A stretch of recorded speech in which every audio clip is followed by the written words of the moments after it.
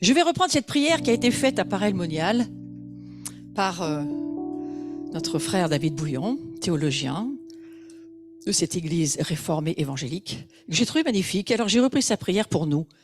Vous voyez, je veux nous bénir et partager cette prière qui a été faite cet été.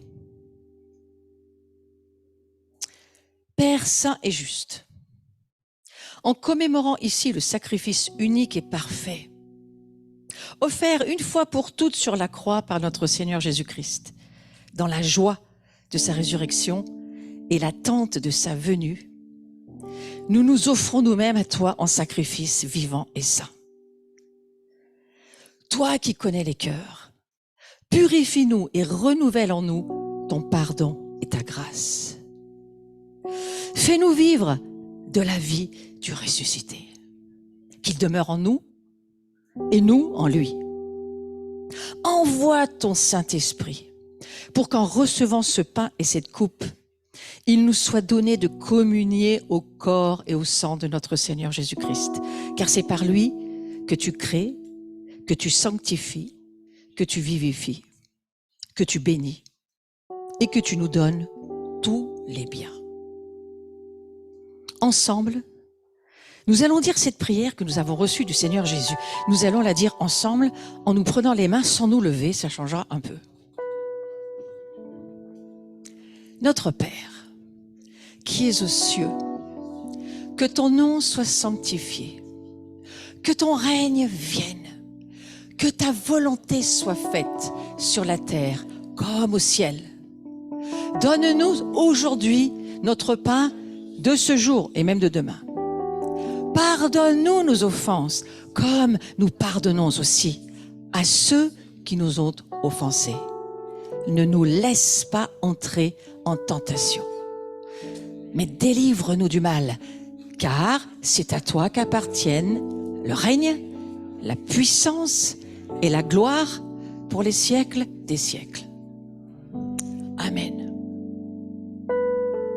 Comme les ébis, jadis épars dans les campagnes, et les grappes autrefois dispersées sur les collines, sont maintenant réunies sur cette table dans ce pain et dans ce vin, qu'ainsi, Seigneur, toute ton Église soit bientôt rassemblée des extrémités de la terre dans ton royaume. Et nous allons dire tous ensemble, viens, Seigneur Jésus, Amen. Viens, Seigneur Jésus, Amen. Vous savez, le monde évangélique a besoin de revenir parfois à certaines de ses racines. Et n'oublions pas que si nous prenons cette communion, c'est parce que nous l'attendons. Nous attendons ce Jésus-Christ qui est le tout entier pour nous dans notre vie. Jésus va dire ceci, je me tiens à la porte et je frappe. Si quelqu'un entend ma voix et m'ouvre la porte, et j'entrerai chez lui, je prendrai la scène avec lui et lui avec moi. Alors mes amis, le maître vous appelle, venez prendre la scène, le repas, l'Eucharistie, on appelle ça comme on veut, avec lui. Voilà ce que Paul va dire. Paul va dire à plusieurs reprises que l'Église, c'est le corps du Christ, n'est-ce pas? Je vous apprends rien, vous le savez. Ouais. Mais pas seulement ça, il nous intègre dans la réalité de l'Église, dans la réalité du corps de Christ. Et comme on a Noah qui va se faire baptiser bientôt, à la fin du mois, moi, chaque fois que je saisis quelque chose de plus sur le baptême, ou on a prié tout à l'heure, amène-nous des révélations, Seigneur. Non, on n'a pas prié ça tout à l'heure? Alors, si on a prié ça, c'est parce qu'on s'attend à en avoir des révélations. Hein? Vous souhaitez repartir avec des nouvelles révélations? La manne d'hier, attention, il en faut une nouvelle, une fraîche pour chaque jour, c'est bien. Alors voilà. Écoutez ce verset de Galates, chapitre 3, verset 27. C'est cette relation entre l'Église et le corps de Christ qui m'a fait focaliser sur le baptême. Écoutez ce que dit ce verset. Vous tous, en effet, qui avez été baptisés dans le Christ, vous avez revêtu le Christ. Vous tous, en effet, qui avez été baptisés dans le Christ, vous avez revêtu le Christ. Et un petit peu plus loin dans les Corinthiens, 1 Corinthiens 12, 13, c'est en un seul esprit que nous tous avons été baptisés pour ne former qu'un seul corps. Nous sommes baptisés dans un seul esprit pour ne former qu'un seul corps. C'est écrit pour toutes les confessions chrétiennes, quelles qu'elles soient. Christ n'a qu'un seul corps, mais c'est pour les baptiser. Donc on se rend compte ici, juste pour faire une petit commentaire, chaque fidèle revêt personnellement Christ. Nous revêtons Christ, mais on ne le revêt pas comme un manteau collectif, on le revêt comme quelque chose de personnel. On se fait baptiser personnellement, on ne se fait pas baptiser en collectif. Bien que des fois on aille dans le Jourdain tous ensemble, mais ça c'est des reconfirmations de baptême. Mais son baptême, on le prend personnellement, c'est pour soi, sa propre vie. Et alors qu'on demande ce baptême pour sa propre vie, on a un revêtement personnel de Christ. Mais ce revêtement personnel fait de nous un seul corps. Donc, si on comprend bien ce qui est écrit, le Christ devient en lui une source nouvelle de vie, puisque nous revêtons une nouvelle vie, nous devenons quelqu'un d'autre,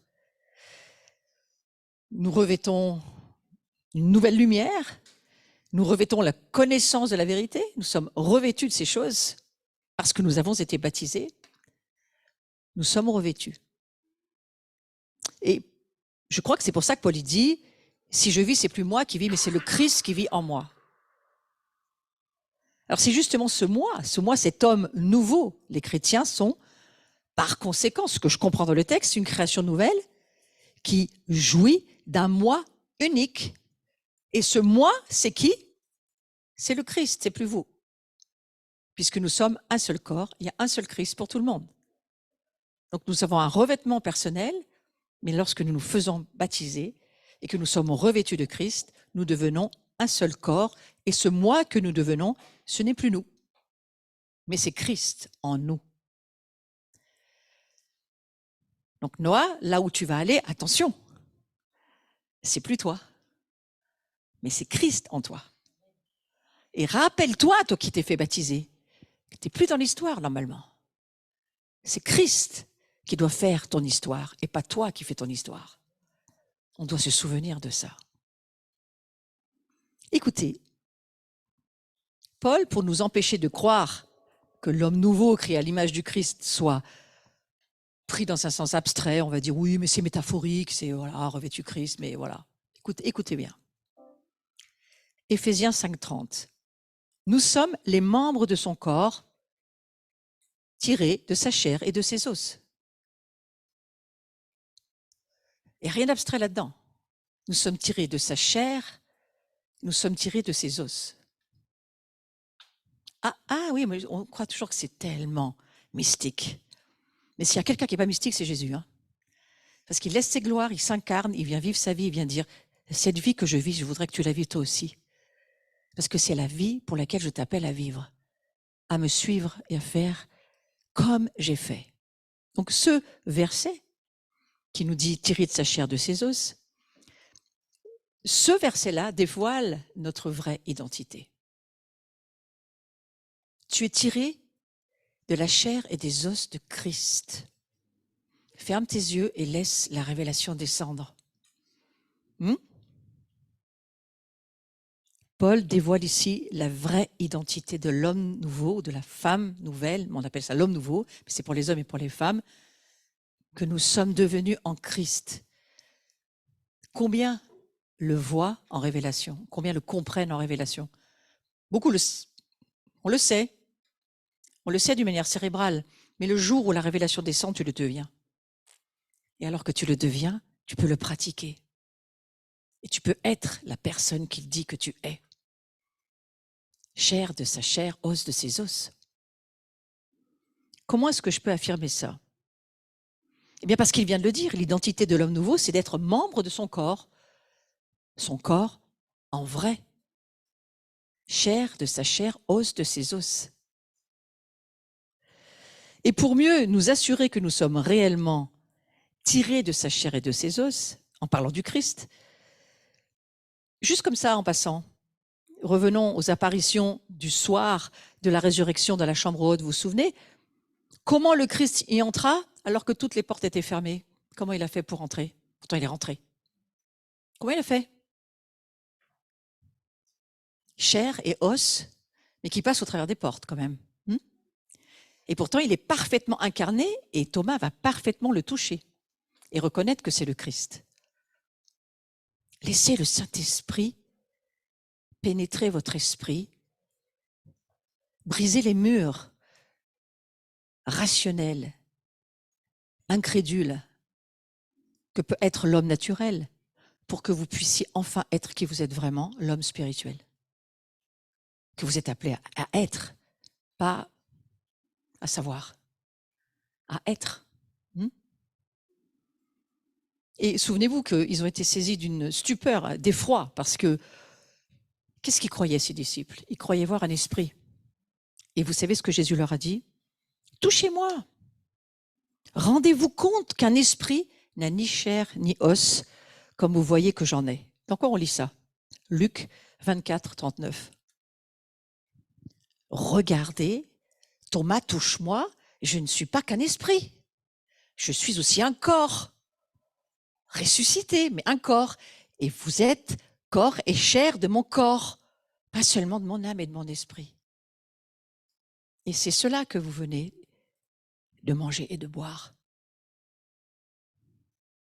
Fermez vos yeux. Jésus, révèle-moi qui je suis, vraiment. Alors que j'ai été baptisé, j'ai donné ma vie à Christ. Et aujourd'hui, tu me dis que je suis chair de ta chair, os de tes os. Cela veut donc dire que mon corps, qui n'est pas encore ressuscité, ressuscitera. Lui aussi. Pas seulement mon esprit, pas seulement mon âme, mais mon corps. Donne-moi cette espérance que ça va arriver. Parce qu'alors que nous croyons cela, nous pouvons tout traverser. Luc 24, 39. On est d'accord? Ceux qui vérifiaient, les gens de Béret, qui ne croyaient que l'Écriture, vous avez vérifié que c'est ça?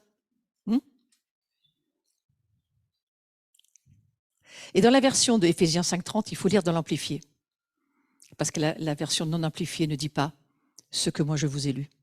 Mais l'amplifié le dit. Nous sommes les membres de son corps, tirés de sa chair et de ses os. Le Christ, je vais finir avec ça parce qu'ensuite on va passer sur autre chose. Le Christ est donc ressuscité avec son propre corps. Vous m'entendez? Le Christ est donc ressuscité avec son propre corps. Qui est son corps? Allez, l'Église, dites-le avec un peu plus de conviction. Il est ressuscité avec son propre corps et Thomas a touché qui nous sommes. Tellement c'est pas possible pour lui. Si c'est pas possible pour Thomas, c'est peut-être pas forcément possible pour toi non plus. Personne ne te le reproche. Mais alors, reviens au début du culte et pleure que Jésus, tu as vraiment besoin de lui pour comprendre quelque chose à l'évangile. Tu as vraiment besoin de Jésus pour comprendre quelque chose à qui il est et qui tu es. Tu as vraiment besoin que les murs tombent pour que tu puisses entrer dans la révélation. Mes amis, on est appelés à être une église spirituelle, pas charnelle, spirituelle. Et j'ai beaucoup aimé, à Paray-le-Monial, j'ai entendu Étienne Van Hout. Vous avez tous les petits enseignements sur mon Facebook, je les ai mis pour vous, expressément pour vous. Parce que je ne suis pas la nourricière du monde entier, mais ma famille, oui. Et s'il y a quelqu'un qu'il faut écouter, c'est Van Hout sur ma page Facebook. Toute sa prédication est en 1000 feuilles, mais vous l'avez en entier. Et il n'y a que là que vous la trouverez, parce qu'ils n'ont pas été enregistrés. Et Van Hout va dire, est-ce que tu pourrais changer tes lunettes et mettre des lunettes célestes et pas des lunettes charnelles? Amen. Donc Seigneur, nous croyons que Christ est donc ressuscité avec son propre corps, c'est nous, sa chair et ses os, c'est nous, mais dans un état hautement transfiguré, inaccessible à l'œil et au toucher, sauf dans la mesure où, écoutez bien, sauf dans la mesure où le Seigneur désire se manifester. Qui voudrait voir la manifestation du corps, de la chair, des os de Jésus? Parce que je vous rappelle que c'est ce qu'on devrait déjà voir. On ne le voit pas parce qu'on est juste incrédule ou qu'on ne comprend rien à ce qu'on lit parce qu'on est trop charnel. Ouais. Je me suis plongée tout l'été, dans mes quelques jours de mise à part, j'en ai pas eu beaucoup, mais j'en ai eu quelques-uns au mois d'août, dans les livres des moines coptes, ermites, qui ont déjà la compréhension de la nouvelle création et qui l'ont écrit. Et que l'Église aujourd'hui ne lit pas et n'entend pas. Et Mattara El-Maskine, lui, il a vu cela. C'est de là que je tire mes révélations. Ouais. Donc voilà, sauf dans la mesure où le Seigneur désire se manifester et réduit pour cela, écoutez bien, parce que ça pourrait être votre prière, réduit pour cela le degré de sa transparence. Il réduit le degré de la transparence, je parle de la transfiguration du Christ, tout en augmentant simultanément la capacité de vision spirituelle de ses disciples. Est-ce que tu veux plus de capacité de vision spirituelle? Alors mets-toi à genoux et pleure comme on l'a fait au début de ce culte pour dire « Seigneur, j'ai vraiment besoin de toi ». Nous cherchons Dieu pour d'autres révélations, pas parce que nous voulons voir notre salut. Nous savons que nous sommes sauvés, mais pour voir qui il est, pour que notre foi augmente et qu'au travers de notre foi, nous puissions voir les miracles pour ce monde. C'est pas nous, on n'a pas besoin de miracles, on est déjà le miracle. On ne peut pas avoir un plus grand miracle que d'être sauvé. Mais tous ceux qui ne sont pas sauvés, qu'est-ce qu'ils attendent? Ils attendent une parole de Christ ou de Dieu pour qu'ils puissent le voir. Pour ça, la gloire coûte cher. La grâce, c'est gratuit. La gloire coûte un prix. Le prix de chercher Dieu. Ça va être le sujet. J'ai fait ton introduction d'une belle manière, Christophe, parce que je sais où tu vas, évidemment. Et j'en suis ravie parce que je pousse dans mon introduction à dire ne prenez pas la prédication de Christophe comme quelque chose sous le coude. Ouais, mais on sait ce que c'est, on en a déjà entendu parler 50 000 fois. Non, parce que je crois qu'à chaque moment où nous cherchons Dieu, si nous voulons le voir désirer se manifester, et pour cela, qu'il puisse réduire le degré de sa transparence et augmenter la capacité de vision spirituelle pour nous, pour qu'il puisse, que nous puissions, je vais mettre à notre personne, nous puissions le voir selon sa réalité spirituelle, le saisir et le croire. On ne peut pas croire sans voir. On ne peut pas croire sans repentance. La repentance, c'est changer nos pensées, réorienter toute notre manière de penser pour penser comme Dieu pense. Donc Jésus, quand il va dire à ses disciples, ça faisait longtemps que je ne trouvais pas la révélation de ce verset, je ne comprenais pas pourquoi il disait ça. Et là, j'espère que vous avez saisi, en tous les cas, je souhaite que vous endormiez pas cette nuit, si vous ne l'avez pas compris, pour que vous puissiez le voir demain matin. Hein? Mais touche-moi et rendez-vous compte, touchez-moi, rendez-vous compte qu'un esprit n'a ni chair ni os. Et je me disais, mais pourquoi il dit ça? Et vous voyez bien que j'ai de la chair et des os et que je reviens vers vous. Je me dis, mais pourquoi il dit ça? Mais réalisons que quand il fait le repas, Jésus, et qu'il est avec ses disciples là, et qu'il prie sur son corps et son sang, il est vivant, lui, encore, dans sa chair humaine. Et certains disent, il partage le rite de l'immolation. Ça, c'est très catholique. Les protestants, je ne sais pas comment ils le disent, parce que je n'ai jamais entendu dire chez eux, mais il est le sacrifice tout en n'étant pas encore sacrifié. On dirait ça comme ça. C'est particulier, non? Vous ne trouvez pas que c'est mystérieux? Il dit, c'est mon corps, c'est mon sang, buvez-en en mémoire, mais il n'est encore pas mort quand il fait ça. Nous, ça nous paraît normal parce qu'on a l'habitude, c'est un rite. Mais si vous réfléchissez à ça un peu dans les profondeurs, vous vous dites, c'est quand même pas évident. Hein? Ouais. C'est son sang, c'est son corps, on va le boire, et le gars, il est là. Et c'est Jésus. Donc je prie qu'on ne prenne jamais ce repas sans chercher la révélation de qui il est. D'un Dieu qui veut se révéler à nous. Mais pour ça, il faut le chercher. Alors Seigneur, je prie qu'on puisse te chercher. Et c'est le bon mois, et avant de faire venir Christophe, parce qu'on va terminer avec Christophe, on va passer au temps de se donner. Vous voyez, Jésus était là, il s'offre alors qu'il n'est pas encore mort, hein. Il est bien à table, et il sait ce qu'il attend, il a une idée, hein, mais il n'a pas encore donné vraiment sa vie en termes de crucifié. Mais il dit à ses disciples, mangez mon corps, buvez mon sang. Et il me semble, Virginie, ça va être à toi, avant Christophe, que tu as reçu quelque chose là-dessus.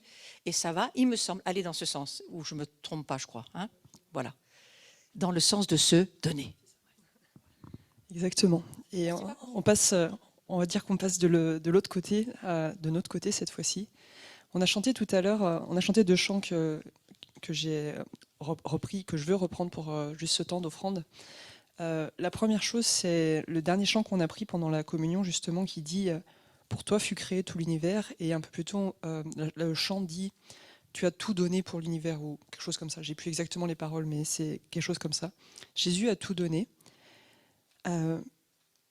Et parce qu'il a tout donné, on a été sauvés et on est là où on est aujourd'hui, avec toutes les bénédictions qu'il déverse sur nos vies. Et même si des fois, peut-être on a l'impression que ça peut traverser des temps plus durs pour les uns ou pour les autres, je ne sais pas où vous en êtes vous, mais je crois qu'on peut tous témoigner de bénédictions de Dieu dans nos vies, ne serait-ce que le fait d'avoir été sauvés, d'avoir un Père si aimant, d'avoir ce Jésus avec nous, d'avoir ce Saint-Esprit avec nous chaque jour. Il a tout donné. Et est-ce que nous, on est prêts à tout donner ? C'est ce qu'on a chanté dans le chant de Matt Redman, c'est « Je reviens encore de la louange ». Et dans ce chant, on dit j'apporte plus que mon offrande. Et ça commence déjà par mon offrande d'argent, mais c'est mon offrande de vie, c'est mon offrande de tout ce que je suis. Et moi, ça faisait écho parce que avec Xavier, on a relevé un peu le défi cet été de dire Florence avait dit avant de partir en vacances, lisez un évangile. Vous vous rappelez de ce défi? On s'est dit, allez, on le fait, puis on le fait tous les deux. Alors, on n'a pas fini encore, mais en tout cas, on a avancé dans Luc ensemble. Et Luc, ça me parle par rapport à l'offrande, parce que certainement, c'est pareil dans les évangiles, en fait, c'est la vie de Jésus qui me parle. Tout ce qu'on lit dans Luc, à chaque fois, c'est mais ne passe pas toi en premier, donne-toi pour les autres. C'est celui qui est pécheur que je suis venu chercher, c'est pas celui qui a tout, c'est pas toi, ne te mets pas en avant, cherche pas à savoir qui sera le premier, il vaut mieux être le dernier. Enfin, tout l'évangile de Luc parle du fait que notre vie, personnellement, n'a pas d'importance si elle n'est pas vécue pour Dieu, si elle n'est pas vécue en la donnant pour Dieu. Et je veux vraiment mettre l'offrande en fait dans ce cadre-là, de dire mais on redémarre cette année, alors cette année scolaire, on n'a pas changé d'année numérique, mais en tout cas on redémarre après cette pause de l'été. Et je crois que c'est une bonne chose de redire à Dieu, au travers de nos offrandes et au travers de ce qu'on est, de notre vie, de dire ben Seigneur, on veut à nouveau tout te donner, et encore plus te donner de nos vies, de qui nous sommes, de notre argent, parce que c'est aussi une bénédiction que tu nous donnes et qu'on veut te reverser, parce que c'est un commandement que tu nous donnes dans ta parole, de donner nos dîmes, de donner nos offrandes. Et on le fait avec un cœur joyeux chaque mois, ou plus régulièrement. Et Seigneur, tu as tout donné à la croix, tu as tout donné, et on veut se rappeler de ce que tu as fait, on veut faire mémoire en donnant nous-mêmes ce que tu nous permets de donner. Tu nous as donné, alors on veut te redonner. Et voilà, je veux juste faire l'offrande comme ça ce soir. On va faire passer la boîte si ça vous va. C'est peut-être le plus simple. Hop, voilà. Merci Seigneur, parce qu'au travers de ces offrandes, on veut te présenter notre cœur, te présenter nos vies à nouveau et te redire, Seigneur, c'est toi le centre de toute chose. C'est pas nos vies, c'est pas nous qui sommes le centre de toute chose, c'est toi qui es le centre de toute chose. Et cette offrande, c'est une petite chose par rapport à ce que toi tu as fait, par rapport à ce que cette immensité de ce que tu as donné au travers de ton Fils, tout ce que tu prévois, que tu as en réserve, que tu as déjà déversé, que tu continues de déverser pour nos vies, c'est une petite chose, Seigneur, mais on t'apporte ces offrandes et en même temps on t'apporte nos vies, on t'apporte qui nous sommes. On se réengage pour toi ou on redit oui si on avait un doute, je ne sais pas, au cas où. Est-ce qu'on peut redire oui? Oui Seigneur. Oui Seigneur, prends tout de moi. C'est un sacrifice, hein, c'est pas facile de dire ça. Hein. Prends tout de moi et fais-en ce que t'en veux. Seigneur, je veux le redire ce soir. Prends tout de moi et fais-en ce que t'en veux. Prends tout de nous en tant qu'assemblée et fais-en ce que t'en veux. En tant que famille et fais-en ce que t'en veux, Seigneur. Prends notre famille, on te la porte et fais-en ce que t'en veux, Jésus. On ne veut pas vivre pour la famille, on veut vivre en tant que famille pour toi, Jésus.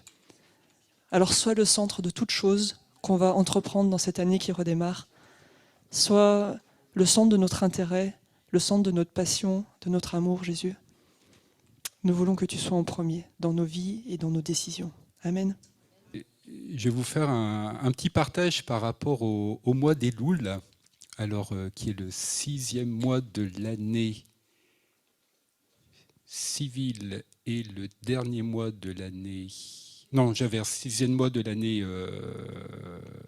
hébraïque et le dernier mois de l'année civile juive, puisque le mois prochain, on change de mois, qui a commencé mi-août et qui se termine mi-septembre. Alors c'est un enseignement qui vient de Glory of Zion, de Robert Edler. Hein, c'est la source. Je rends à César ce qui est à César. Et moi, je me le suis approprié, j'ai retravaillé son message, qui est porter et libérer la gloire de Dieu dans notre champ. Ouais, c'est plein d'herbes qui bougent. C'est beau. Ça rappelle les vacances. Alors, nous sommes dans les derniers jours de l'année 5783. Hein, plus que quelques jours. Donc pour rappeler certaines choses qu'on a déjà vues, mais j'ai trouvé intéressant d'y revenir. Donc on est dans une saison prophétique qui est entre autres représentée par la lettre hébraïque P, P-E-Y. Et en fait, dans la culture juive, chaque lettre était associée à une image. Et pour la lettre P, l'image qui est associée, c'est un visage ou la face. Hein, c'est le même terme. Et le mot pour visage, en hébreu, c'est panim. Donc panim, qui est un mot qui commence en hébreu par la lettre P. Et on peut le lire plusieurs fois dans la Bible, le visage, la face de Dieu. Donc c'est un mot qui revient très souvent dans la parole. Et dans la culture hébraïque, le visage représente la personne. D'ailleurs, je vais voir une photo de Laurent, je vois son visage, je sais que c'est Laurent. Voilà. Et le visage de Dieu, la face de Dieu, ça va représenter Dieu. C'est simple, mais c'est comme ça. Et le visage de Dieu, la face de Dieu, ça représente également sa présence. Et on va voir que le message de ce mois d'Elul concerne vraiment la présence de Dieu dans notre vie de tous les jours. Alors, il y a un verset dans le psaume 105, verset 4, qui dit « Cherchez la face de Dieu ». Alors, chercher la face de Dieu, ça veut dire quoi? Qu'est-ce que c'est que de chercher la face de Dieu? Vous voyez, alors c'est petit, oui, je ne pensais pas que ça serait petit, aussi petit, mais voilà. C'est pour voir si vous avez une bonne vue. Avez-vous un œil d'aigle? Avez-vous changé vos lunettes? Donc c'est chercher à être dans la présence manifeste de Dieu. C'est là où on voit qu'on est très loin en fait de l'écran. Donc Dieu est toujours présent. C'est un fait, Dieu est toujours présent. Il est omnipotent, il est omniprésent. Mais quand la Bible parle de la présence de Dieu, en fait, elle parle de la présence manifeste de Dieu. Alors, la présence manifeste de Dieu, c'est quoi? C'est que quand Dieu est là, il est tellement là, en fait, qu'il est là d'une manière tangible, palpable, perceptible, et on peut le ressentir et l'expérimenter. Non, tu ne peux pas agrandir, non. Non, déjà que j'ai agrandi, mais...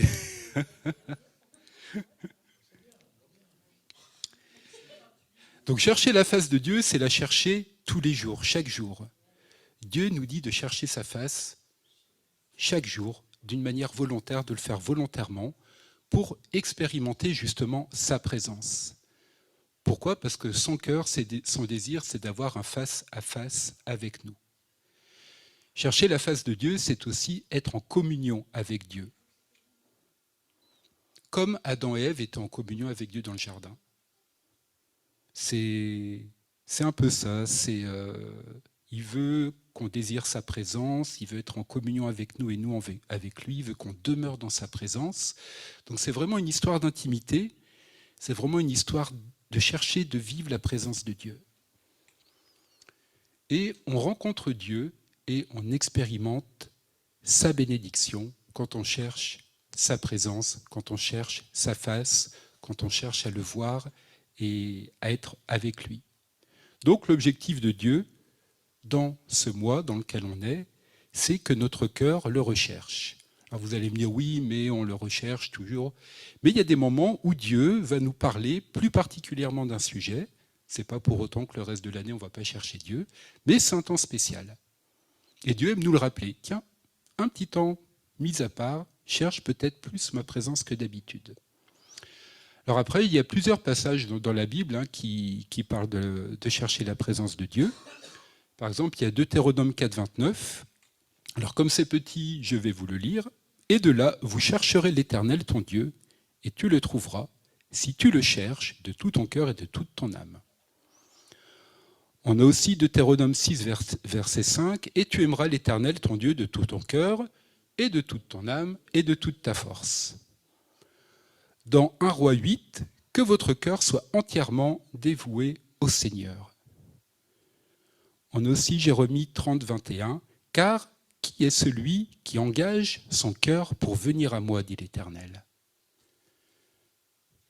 C'est fort quand on fait le lien entre chercher sa présence et engager notre cœur. Ça interpelle, parce qu'engager notre cœur, c'est vraiment tout notre cœur. Ce n'est pas un petit morceau, c'est l'intégralité de notre cœur. Et Dieu nous fait cette promesse incroyable dans 2 Chroniques 16, 9. Car les yeux de l'Éternel parcourent toute la terre afin qu'il se montre fort en faveur de ceux qui sont d'un cœur parfait envers lui. Alors chercher le Seigneur, ça va apporter sa faveur. Il va déverser sa bénédiction dans nos vies, au travers de nous. Alors maintenant, quelques mots sur le mois d'Éloul. Alors pour les Juifs, Éloul, dernier mois de l'année civile, 6e mois de l'année religieuse. Voilà, c'est un peu comme nous, il y a différentes rentrées, il y a différentes années. Voilà. Donc là, on termine l'année civile et on va rentrer dans ce qu'on appelle les fêtes d'automne, avec notamment la fête de Soukhot. Et je vous invite, page de pub, le samedi 30 à 20h30, dans ce lieu, en présentiel et donc en ligne également. Donc on se retrouve pour fêter Soukhot. Alors, Éloul. Je suis à mon bien-aimé et mon bien-aimé est à moi. Alors voilà, je ne l'ai pas fait en hébreu, je dis, il y en a qui vont le faire pour moi, j'étais un peu pas courageux sur ce coup-là. Allez, petite leçon de français, je vais voir si vous êtes forts. Hein. Le mot Éloul, en hébreu, c'est un acrostiche. Oula. Alors, qu'est-ce qu'un acrostiche? En fait, Éloul, vous prenez la première lettre de chaque mot, comme ça, dans la verticale, et en fait, la première lettre, ça forme une phrase. Et en hébreu, la première lettre de Éloul, alors je ne le fais pas en hébreu, c'est V. Voilà. Ça veut dire « Je suis à mon bien-aimé et mon bien-aimé est à moi ». Donc ça, c'est dans le Cantique des Cantiques. Donc en fait, on est dans le mois d'Éloul où on peut déclarer « Je suis à mon bien-aimé et mon bien-aimé est à moi ». Donc c'est vraiment un mois qui parle de l'intimité, un temps d'intimité particulière entre Dieu et nous. Et pour les Juifs, le mois d'Éloul, c'est aussi un mois où le roi descend dans le champ. Très intéressant, ça veut dire que, nous on le voit pas en France particulièrement, mais imaginez le roi d'Angleterre. Si vous voulez voir le roi d'Angleterre, vous ne pouvez pas le voir n'importe comment, n'importe quand, et voilà. Le roi, il vit dans son palais, voilà. Mais en temps normal, le roi, il vit dans son palais, il vit il y a des gardes, il y a des portes, il y a tout ce qu'on imagine, donc on ne peut pas le voir comme ça. Et si on a une audience avec le roi, on se prépare, on se fait beau, on apprend à bien parler, ce qu'on ne veut pas dire de bêtises, on apprend à faire la révérence. Et quand on rentre dans la salle du trône, on fait « Waouh, on est en présence du roi qui est assis sur son trône ». C'est une expérience, ça doit être une expérience particulière, je n'ai jamais vécu. Quoique la seule fois où je suis rentré dans une salle, c'était à Blois, la salle du trône. Et quand vous rentrez, effectivement, vous faites « Waouh, c'est juste impressionnant cette salle avec ce décor ». Donc allez visiter le château de Blois, vous comprendrez de quoi je parle. Mais c'est vraiment, on peut le voir que là, le roi, que dans son palais. Or, pour les Juifs, le mois des Louls, le roi, il sort de son palais, il vient dans le champ, à côté de la ville, pour rencontrer le peuple. Donc, entre guillemets, il sort de sa tour et il vient voir, il est à la disposition de toutes celles et ceux qui veulent le rencontrer. Donc, il se rend accessible à chacun. Alors, ça ne veut pas dire qu'il n'y a pas des gardes, mais voilà, on peut le voir, on peut discuter avec lui. Et du coup, il n'y a rien de particulier à faire. Il n'y a pas besoin d'un rite, il n'y a pas besoin d'un protocole, rien de rien. Le roi vient nous rencontrer, vient rencontrer son peuple dans ses affaires courantes.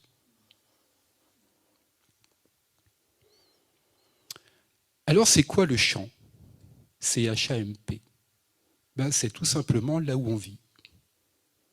Alors, vous voyez, c'est très pratico-pratique, c'est très terre-à-terre, c'est là, c'est notre travail, c'est notre appartement, c'est là où on vit, c'est nos voisins, c'est les personnes qu'on fréquente, c'est la salle de cours si je suis prof, c'est partout où on peut être. C'est la salle de sport, voilà, c'est le champ aussi. C'est le champ où on est dans notre vie. Alors quand on vient là, quelque part on est dans le palais du roi, c'est un lieu spirituel, de rencontre spirituelle. Mais dans le mois des Louls, Dieu vient là où on vit. Pour ça, tout à l'heure, je disais, Seigneur, je vais aller où tu veux. Ouais, mais là, c'est le Seigneur qui vient là où on est, quoi. Ça, c'est marrant de réfléchir. Il y a les deux perspectives. Et Dieu, il veut se manifester. Où on est, dans notre travail, à l'école pour ceux qui vont reprendre, dans les magasins où on va, dans notre bureau. Il veut nous rencontrer dans nos affaires courantes, dans notre vie de tous les jours.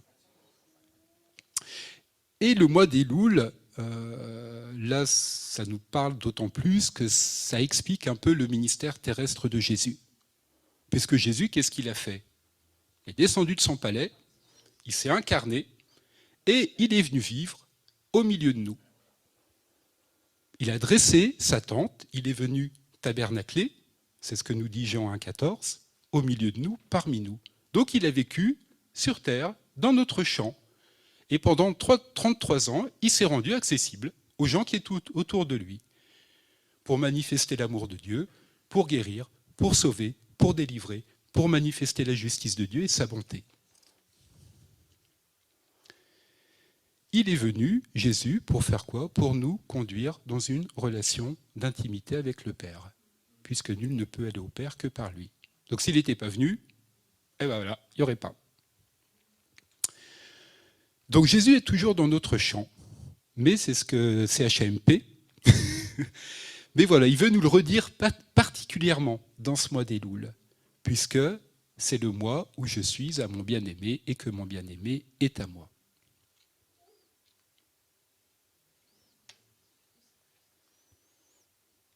Donc Dieu veut se révéler au travers de nous et que sa présence soit vue dans notre champ. Alors, on l'a souvent dit ici, Dieu ne veut pas être enfermé dans une boîte, il en a marre d'être confiné. Il veut se manifester partout où on va. Quand on rencontre des amis, des collègues, il veut se manifester. Son désir, c'est qu'au travers de nous, tous soient sauvés, tous puissent le connaître, puissent recevoir une guérison, et puisse être baptisé du Saint-Esprit. Alors, on a l'exemple de Pierre. Jésus s'est manifesté dans le champ de Pierre. Ce n'était pas un champ, c'était une barque. Mais il est venu, un bateau. Mais voilà, Jésus a envahi le travail de Pierre. Pierre, il est désespéré, il n'y a pas de poisson, rien. Eh bien, Jésus vient apporter la bénédiction dans son travail. Il se manifeste, le roi Jésus se manifeste dans le champ de Pierre. On a un autre exemple avec Joseph. Alors Joseph, vendu esclave, il va bosser pour Potiphar, le pauvre, et la bénédiction se manifeste dans la maison de Potiphar. Alors c'est peut-être pas l'endroit où on voudrait être. Comme après, il va être en prison, eh ben il est béni, Dieu va manifester sa présence, sa gloire dans le champ de Joseph qui est la prison. Bah oui, ça fait pas rêver d'être dans une prison. Mais si c'est là où on est, bah Dieu va être là. Et Dieu va manifester sa gloire, Dieu va manifester sa présence puisqu'il va être avec nous dans notre champ.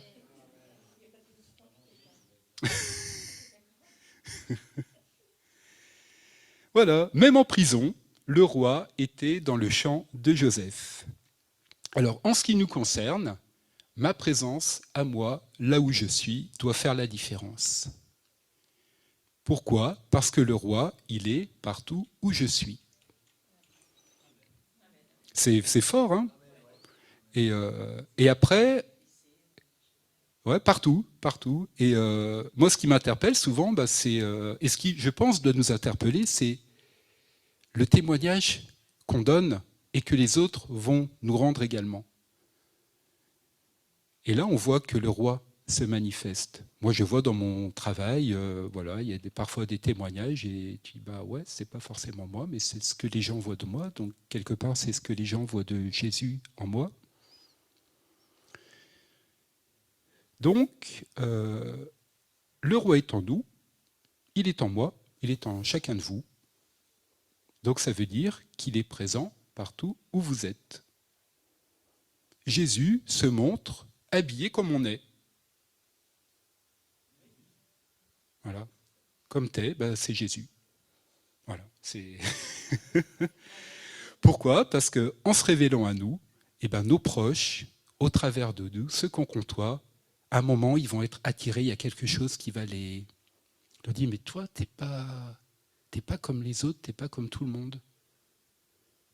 Moi, souvent, dites-moi, oh là là, quand je te parle, tu me calmes, ça me fait du bien, ça m'apaise.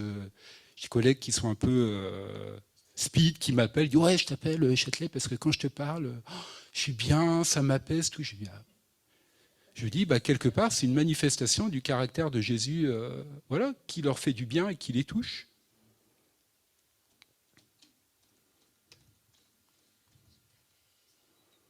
Alors, comment le roi y rentre dans notre champ ?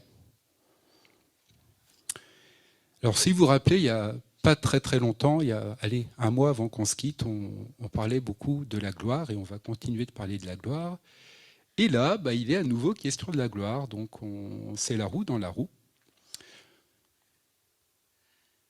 Le roi, il entre dans notre champ parce qu'on est des porteurs de la gloire de Dieu. Quand l'arche a été ramenée, elle était ramenée par des Lévites dans le temple. Et l'arche, c'est là où la gloire de Dieu demeurait, entre les kéroubim, au-dessus de l'arche. Les Lévites, ils ont porté la gloire de Dieu. Et Dieu lui-même nous appelle à être des Lévites et à porter l'arche, donc à porter la gloire de Dieu. Donc nous sommes tous des porteurs de la gloire de Dieu. Donc nous portons le roi Jésus dans notre champ, puisque nous portons la gloire de Dieu. Donc nous portons Jésus. Donc le roi vit en nous. Donc là où nous sommes, là est la gloire de Dieu. Ébranlement que tu as dit tout à l'heure, Laurent.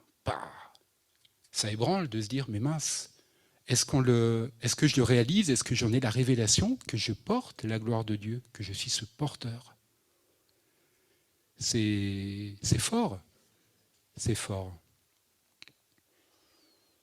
Donc au travers de moi, au travers de nous, Dieu peut manifester sa nature, son caractère, sa puissance, partout où on est, dans notre champ, parce qu'il vit en nous.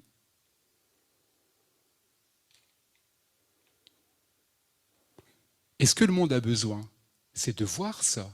Il n'a pas besoin de voir qu'on fait des belles prières, qu'on tient une Bible, qu'on a un petit autocollant sur... non, ça, c'est pas ce qui va toucher le monde. Ce qui touche le monde, c'est la présence de Dieu, c'est la gloire de Dieu. C'est la relation, c'est ce qu'on va apporter aux autres.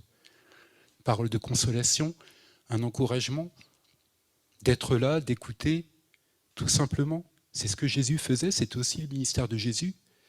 C'est pas forcément les éclairs, le tonnerre, tout, non, c'est des choses simples dans les relations. Alors comment on va emporter le roi dans notre champ? Vous avez une idée? Allez, en étant un serviteur. Marc 10, 43. Quiconque voudra devenir grand parmi vous sera votre serviteur, et quiconque d'entre vous voudra devenir le premier sera l'esclave de tous. Alors notre attitude devrait être comment puis-je servir et pas sous quel projecteur je vais me placer pour qu'on me voie. Pour briller, voilà. Ou pour croire que je brille, alors que je ne brille pas. Donc Dieu, Jésus se manifeste dans notre champ quand on adopte et quand on a réussi à être serviteur. Ça coûte, parfois ça fait mal, mais c'est une école. Et on grandit, on avance. Non mais je parle pour moi aussi. Hein. Non? Quelqu'un? Non? Tout le monde? Bon, ça coûte à tout le monde d'être serviteur? Yes, bon, tout va bien. Tout va bien. C'est aussi en cherchant à être une bénédiction. Joseph, il a été promu parce qu'il a apporté la bénédiction dans la maison de Potiphar. Il aurait pu dire, ouais, je suis esclave, ça va bien, je fais le minimum, et puis voilà, quoi. Hein. Non, non. Il a fait le job, malgré les circonstances. Il a été béni. Et quand on bénit les autres, en retour, on est béni. Ça, c'est un principe biblique. Donc Dieu nous a placés où nous sommes pour libérer sa bénédiction, c'est-à-dire sa gloire pour les autres. Et on est appelé à être une bénédiction et pas une malédiction. Par nos critiques, par nos murmures, par nos paroles, par... voilà. L'objectif, c'est de faire les choses le mieux possible avec Jésus pour refléter sa présence. Et comme on emporte le roi dans notre champ, en étant fidèle. Dieu ne va pas regarder à nos capacités, mais à notre fidélité dans les choses qu'il nous demande. Matthieu 25, 21, « Bien, bon et fidèle serviteur, tu as été fidèle en peu de choses, je t'établirai sur beaucoup, entre dans la joie de ton maître. » Donc, pour apporter Jésus dans notre champ et pour que sa gloire soit libérée, être un serviteur, être une bénédiction, être fidèle. Alors après, il y a le double effet qui se coule. Il y a deux autres choses aussi que Dieu nous demande.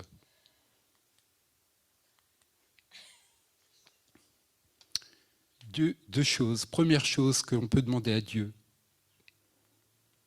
la sagesse. Alors, okma, oshma, comme on veut. La sagesse. Si on manque de sagesse, demandons-la à Dieu.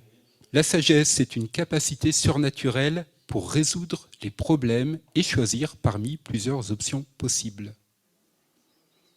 C'est la capacité de voir des options que personne d'autre ne peut voir. C'est Dieu, c'est ça.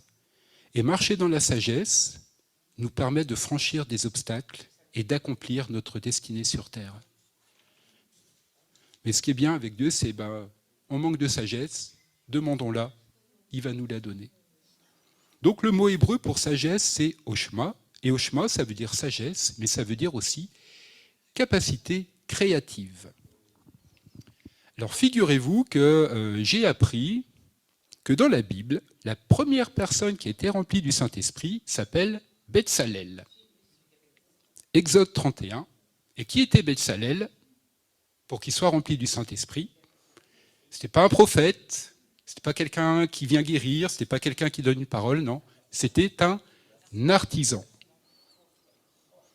Donc, Dieu voulait manifester sa présence sur terre avec le tabernacle, et le tabernacle devait être construit selon le modèle céleste. Et pour cela, il a donné la sagesse à Bezalel, c'est-à-dire Hoshma, la compétence aussi, pour faire des plans artistiques, pour travailler l'or, l'argent et le bronze. Is it true? Chochma, voilà, Chochma. Donc la sagesse de Dieu, elle vient comment? Elle vient avec la crainte du Seigneur, elle vient comme un don spirituel, en recherchant le conseil, la correction, en étant soumis à nos autorités et en lisant la parole, notamment avec le livre des Proverbes. Donc l'autre chose qu'on peut demander en plus à Dieu pour que sa gloire se manifeste là où on est, c'est la créativité. La créativité qui est une ressource divine que le monde n'a pas. Alors je ne sais pas vous, mais moi, il n'y a rien qui m'ennuie de plus que les choses qui sont toujours les mêmes, qui restent les mêmes, qui ne changent pas, qui ne bougent pas. Et la créativité, en fait, ça apporte toujours quelque chose de nouveau. Dieu est un Dieu créatif et créateur. Ben oui, la preuve, on est tous différents. Donc on est là, on est tous différents, il n'y a pas de nous qui est pareil. Et donc, en libérant la créativité de Dieu, on va libérer aussi la prospérité de Dieu. Et les problèmes vont pouvoir être réglés ainsi. Vous est déjà arrivé face à un problème que personne ne trouve, et pouf, vous avez une idée créative. Et si on faisait ça? Et si on faisait ça? Et si on testait ça? Ça arrive, mais cette créativité, c'est Dieu qui nous la donne. C'est Dieu qui nous la donne. Donc les gens autour de nous, ils doivent voir ça, parce que ça manifeste la gloire de Dieu. Dans nos vies, ils doivent désirer ce qu'on a. C'est l'objectif. On est le sel de la terre, on est la lumière du monde, on est ces porteurs de gloire pour apporter le roi dans notre champ.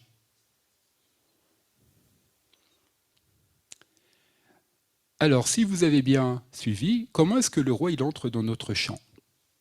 Allez, un petit QCM. En étant un serviteur, une bénédiction, en étant fidèle, en recevant sa sagesse et en démontrant sa créativité. Alors oui, le roi est dans notre champ. Alors on est d'accord, c'est tous les jours de l'année qu'il est dans notre champ. Mais c'est vraiment de saisir, et là j'ai terminé pour ce petit partage, c'est vraiment de le réaliser peut-être plus particulièrement en ce moment-là, dans cette période du mois d'Elul dans lequel on est. Parce que si on est là, c'est pas pour... Voilà, on est ici, on est content, on se retrouve, mais il y a autre chose. Dieu, il attend autre chose de nous. Il attend qu'on porte sa gloire là où on est. Et j'ai envie de prier, Seigneur, pour alors qu'on soit tout ça, bien sûr, mais déjà qu'on réalise ce qu'on porte. Ça, c'est pas toujours facile de dire « je suis un porteur de la gloire de Dieu ». Alors, je vous invite à vous lever.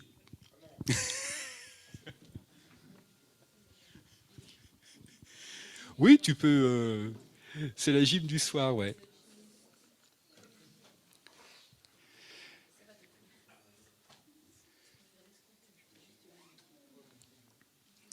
Merci Seigneur, parce que tu nous fais toujours aller de découverte en découverte, de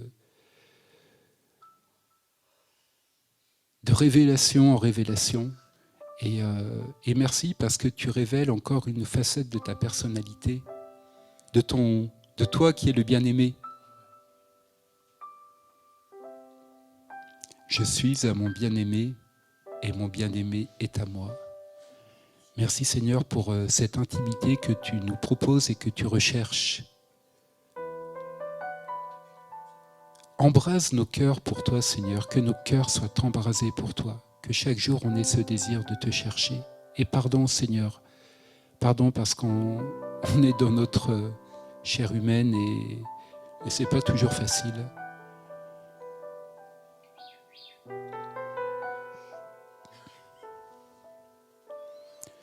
Merci Seigneur pour cette sagesse dont on a tant besoin. Alors si vous avez besoin de sagesse, demandez-la à Dieu, demandons-la à Dieu. Seigneur, donne-moi ta sagesse. Donne-moi ta créativité, Seigneur. Que le monde autour de nous voit qu'il y a quelque chose de différent. Donne-nous cette capacité, Seigneur, là où il y a la confusion, là où il y a la difficulté, là où il y a les ténèbres, à faire la différence. Tu ne nous appelles pas à briller, mais à être fidèles, à être des serviteurs. Alors pardon, Seigneur, pour toutes les fois où j'ai voulu briller, et pour toutes les fois peut-être encore où je veux briller. C'est pas l'objectif, c'est pas le but, non. Seigneur, je veux déposer à la croix mon orgueil, mes façons de faire. Je veux déposer à la croix tout ce qui n'est pas dans le caractère que tu attends. Quand je ne suis pas un serviteur, Seigneur, je passe à côté de ma destinée. Quand je ne suis pas une bénédiction, je suis une malédiction, si je puis dire. Alors pardon, Seigneur, pour mes paroles, pour mes critiques, pour mes murmures, pour mes râleries, pour mes bouderies, pour le mauvais caractère, pour tout ce qui bloque la bénédiction pour les autres dans ma vie. Merci Seigneur.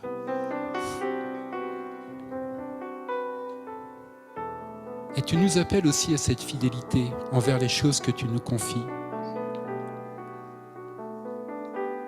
Peut-être qu'on ne les voit pas, ces choses, alors révèle-les-nous. Révèle-nous ce que tu nous confies, Seigneur. Ça peut être des âmes, ça peut être quelque chose de particulier. Ça peut être des collègues de travail, des gens autour de nous, des personnes malades, des personnes de nos familles, des voisins. Ancre-nous, enracine-nous, Seigneur, dans la fidélité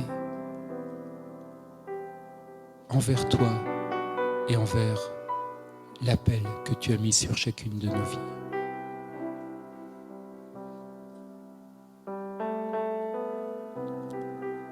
Jésus. Il y a quelque chose, Christophe, que Dieu t'a donné dans ce message. Il n'a pas confié ce message à n'importe qui, il l'a confié à toi, ce message, pour le libérer. Et je crois que tu vas pas seulement libérer le message et pas seulement la prière, mais je te propose de venir ici, là, et ceux qui ont besoin de transmettre ce calme dont tu as parlé, cette paix dont tu as parlé, cette onction qui est sur toi, ce message, tu le portes, tu le cherches et tu le creuses, et ça a mis sur toi une épaisseur et une onction. Je crois que tu peux libérer sur la vie de certaines personnes ici. Donc, ce que je vous propose, si vous avez besoin, dans le temps dans lequel vous êtes en ce moment, de ce calme, de cette sagesse, de cette onction, alors Dieu va la libérer au moment où vous allez l'attraper. Donc Christophe, il va tendre sa main et vous allez la chercher et vous la prenez comme ça. Vous l'attrapez, toi tu me la donnes et vous l'emmenez.